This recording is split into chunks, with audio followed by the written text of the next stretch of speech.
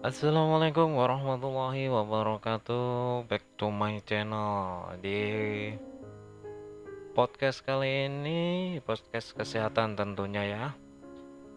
Kita akan membahas sedikit tentang diet kesehatan. Mungkin Anda atau teman-teman sekalian itu sudah paham atau sudah mengerti tentang diet, atau mungkin gimana ya, sudah masih sedikit-sedikit setengah-setengah lah paham tentang diet kesehatan. Jadi kayak gitu. Eh, Bagi para ibu-ibu atau teman-teman khususnya yang cewek itu pasti banyak sekali ya yang menginginkan diet ini supaya berat badannya itu ideal atau gimana ya. Tapi kadang beberapa orang itu sangat sulit untuk menurunkan berat badan, atau bahkan mereka sampai tidak percaya. Ah, bohong lah gitu. Saya sudah coba diet seperti ini, tapi kok tetap aja berat badan ya segitu-gitu aja gitu. Sebetulnya berbagai macam sih diet itu bisa menjadi pilihan untuk menurunkan berat badan. Namun tidak semua diet itu memberikan dampak penurunan berat badan yang konstan ya, apa yang konstan itu yang menetap gitu dan berdampak baik bagi kesehatan. Jadi ada beberapa cara diet itu yang salah kayak gitu. Beberapa jenis diet mungkin dapat mempengaruhi perubahan berat badan, tapi dampaknya itu menurunkan kondisi kesehatan. Akibatnya menurunkan berat badan secara drastis. Jadi dia itu fungsinya itu kayak menurunkan berat badan sih iya, tapi dia juga merusak kondisi tubuh kita gitu. Jadi kita bisa lemas atau yang lain kayak gitu ya. Jadi mungkin teman-teman untuk diet ini jangan sampai salah gitu untuk memilih pilihannya, mau diet yang seperti apa kayak gitu. Berbagai macam jenis diet itu melalui teknik periklanan itu menjanjikan menurunkan berat badan secara efektif. Itu hasil produk mereka tuh cepat banget itu untuk laku, untuk menarik perhatian kita kayak gitu ya. Ya memang karena cara promosi dia itu bagus gitu. Meski nyatanya itu efektivitas produk-produk yang dijual itu belum tentu, atau tidak ada syarat-syarat dan ketentuan tertentu yang apa ya, intinya itu produk-produk yang mereka jual itu belum tentu atau belum yakin kalau bisa menurunkan berat badan, tapi harga pasarnya itu tinggi gitu. Jenis-jenis diet yang populer pada saat ini itu banyak. Jadi biasanya itu kita sebut aja diet mayo kayak gitu. Diet mayo ini tinggi protein. Eh, Sebut aja diet mayo, diet tinggi protein, dan diet shake. Nah, itu ya yang sering banyak di pasaran atau di sekitaran kita ya. Ya, gitu. Ketika diet ini sempat menjadi perbincangan hangat. Eh, Jadi apa ya, banyak sekali orang-orang yang bertanya-tanya, gimana sih diet mayo itu? Gimana sih diet tinggi protein itu, dan gimana sih diet shake itu kalau kita menggunakan shake? Nah, itu. Eh Sebetulnya, namun tahukah Anda mengenai dampak dari penurunan berat badan terlalu cepat seperti yang ditawarkan dari ketiga macam diet ini? Mari kita ulas sedikit demi sedikit ya. Yang pertama mungkin dari diet mayo dulu ya.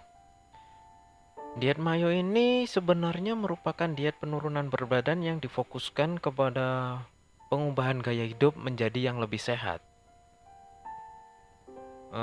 Namun ada pemahaman yang menerapkan bahwa diet mayo itu keliru. Pemahaman keliru ini mengenai diet mayo ini erat dengan kaitannya dengan diet grape fruit, grape ya ya, grapefruit atau diet mayo palsu. Secara khususnya diet mayo menganjurkan seseorang itu untuk mengkonsumsi rendah karbohidrat tetapi tinggi lemak dan menyisipkan grapefruit sebagai salah satu menu utama di dalamnya. Diet grapefruit ini yang mengandalkan enzim mengandalkan enzim pembakaran lemak menjanjikan penurunan berat badan yang mencapai 5 kilo dalam waktu 2 minggu ya. 2 minggu, wah hebat juga ya, 2 minggu loh itu. Konsumsi rendah kalori yang mengutamakan buah yang bernutrisi tinggi seperti grapefruit ini memang merupakan pilihan yang baik untuk menurunkan berat badan. Tapi penurunan berat badan yang drastis karena menjalankan diet ini kurang direkomendasikan gitu. Karena bukan hanya kehilangan lemak, tapi tubuh dapat kehilangan cairan dan massa otot. Nah, itu yang sangat susah. Ditambah lagi bahwa kemampuan enzim pembakaran lemak ini masih belum didukung oleh penelitian klinis, menjadikan diet ini masuk ke dalam kategori yang tidak disarankan. Jadi kayak gitu. Ya, kalau kita menginginkan menjalankan diet mayo ini, kita sangat sekali kebutuhan cairan kita dan massa otot kita. Jadi kita itu bisa efeknya itu lemas, ya, kayak gitu. Lemas, kekurangan cairan, kita bisa pucat. Nah, itu sehingga kita bisa saja merusak kesehatan. Yang kedua yaitu diet tinggi protein. Sesuai dengan nama program ini, pelaku diet ini dianjurkan untuk mengkonsumsi makanan yang tinggi kandungan proteinnya. Akan tetapi, di waktu yang sama membatasi konsumsi karbohidrat dari biji-bijian. Misalkan saja kayak karbohidrat dari biji-bijian. Ya, banyaklah. Akan tetapi di waktu yang sama membatasi konsumsi karbohidrat dalam biji-bijian, buah-buahan, dan sayur-sayuran dan juga sereal. Jadi kayak gitu. Gagasannya yang ingin disampaikan adalah meminimalisir asupan karbohidrat sehingga menjadikan proses penurunan berat badan itu terjadi lebih cepat. Asupan karbohidrat yang minim ini membuat tubuh membakar lemak lebih banyak sebagai reaksi alami tubuh dalam menghasilkan energi. Sedangkan diet tinggi protein sendiri itu umumnya tidak berbahaya untuk jangka pendeknya. Akan tetapi bukan berarti diet ini bebas dari resiko. Beberapa masalah kesehatan yang dapat ditimbulkan itu adalah biasanya itu terlalu membatasi asupan karbohidrat seperti buah-buahan dan sayur-sayuran ini dapat membuat tubuh kekurangan nutrisi. Tubuh kita itu jadinya kekurangan nutrisi dan serat. Nah, jadi kayak gitu. Selain nutrisi, kita bisa kekurangan serat juga. Jika ini terjadi, jika ini terjadi bisa jadi muncul permasalahan kesehatan kayak bau mulut, sakit kepala, dan konstipasi. Jadi kayak gitu. Konsumsi makanan yang mengandung protein tinggi ini banyak sih macamnya. Biasanya itu kayak daging, terus produk-produk berbahan susu berlemak, itu juga dapat menyebabkan kolesterol tinggi dan meningkatkan risiko penyakit jantung.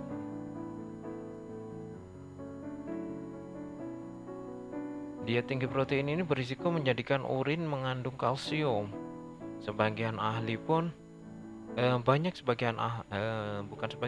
Banyak ahli yang percaya kondisi ini itu dapat menyebabkan osteoporosis biasanya kalau kita diet ini ya.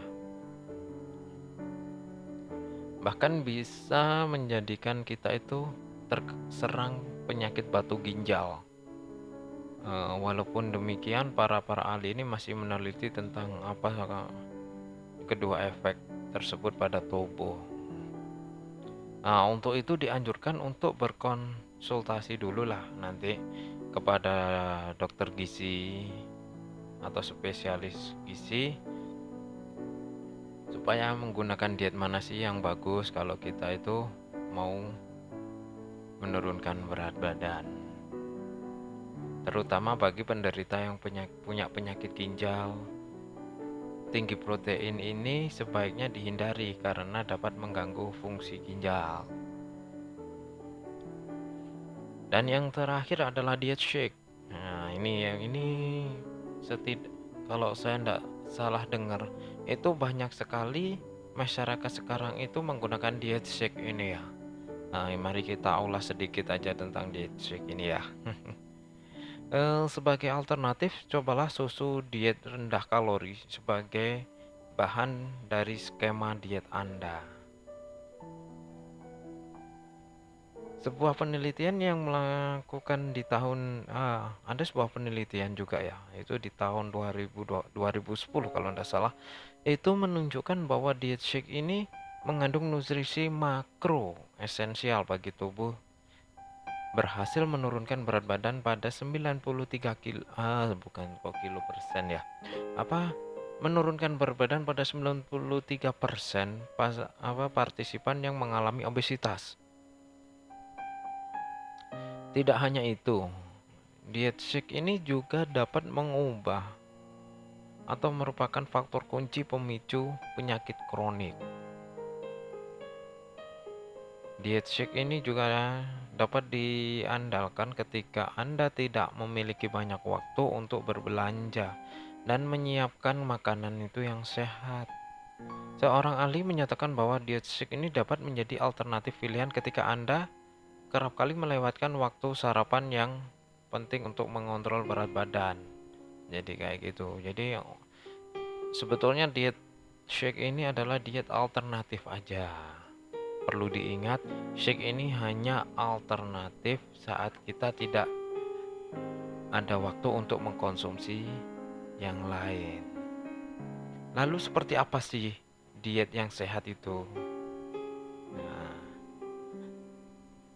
kita ulas sedikit. Ini saya punya rangkuman ya.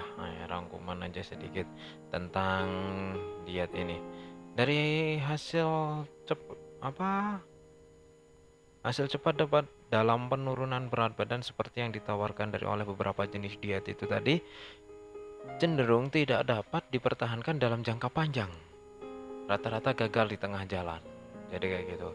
Bahkan jika tidak diimbangi dengan gaya hidup, misalkan dengan gaya hidup yang sehat gitu ya, dan dijalani secara konstan atau rutinitas, penurunan berat badan ini hanya akan bersifat sementara. Karena itulah dianjurkan untuk menurunkan berat badan ini secara bertahap, jangan tergesa-gesa kayak gitu. Penurunan berat badan ini sekitar 0,5 kg hingga 1 kg seminggu. Itu dinilai sebagai tingkatan yang aman. Jadi jangan, wah ini 1 minggu sudah 3 kilo, 5 kilo, itu bagus sebetulnya, cuman bisa merusak kesehatan. Mulailah dengan mengkonsumsi buah-buahan, sayur-sayuran, biji-bijian, dan kacang-kacangan sebagai menu pengganti makanan berkalori. Kelompok makanan ini dapat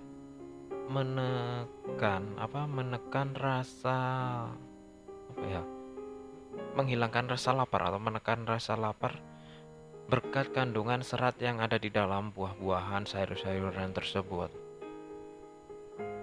Ada kalanya Anda tidak memiliki waktu cukup untuk menyiapkan makanan sehat. Dalam saat ini, Anda bisa memilih menu pengganti makanan yang sehat. Pilihan yang memiliki gizi seimbang yang diperlukan mampu menghilangkan lapar dan tidak mengganggu usaha diet Anda. Dan jangan lupa periksa juga apakah menu pengganti makanan sehat yang Anda pilih itu telah lulus uji institusi resmi dalam hal keamanan. Meski begitu, mengurangi asupan kalori saja belum cukup. Anda juga harus membiasakan diri untuk lebih banyak bergerak agar penurunan berat badan ini dapat menjadi lebih maksimal. Misalkan saja Anda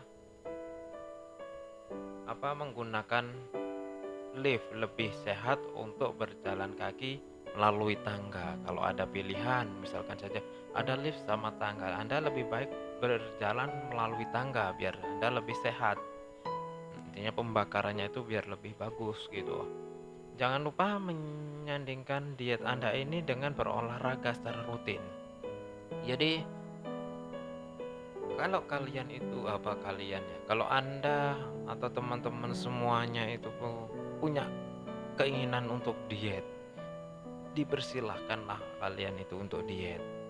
Tapi Anda atau kalian itu harus bisa mengimbanginya dengan olahraga.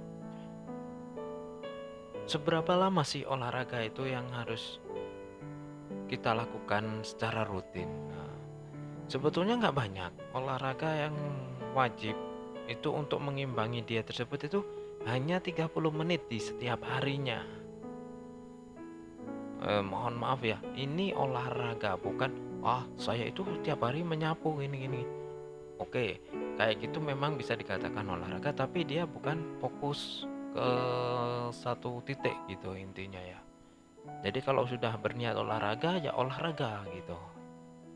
Jangan menyamakan pekerjaan itu dengan olahraga. Kayak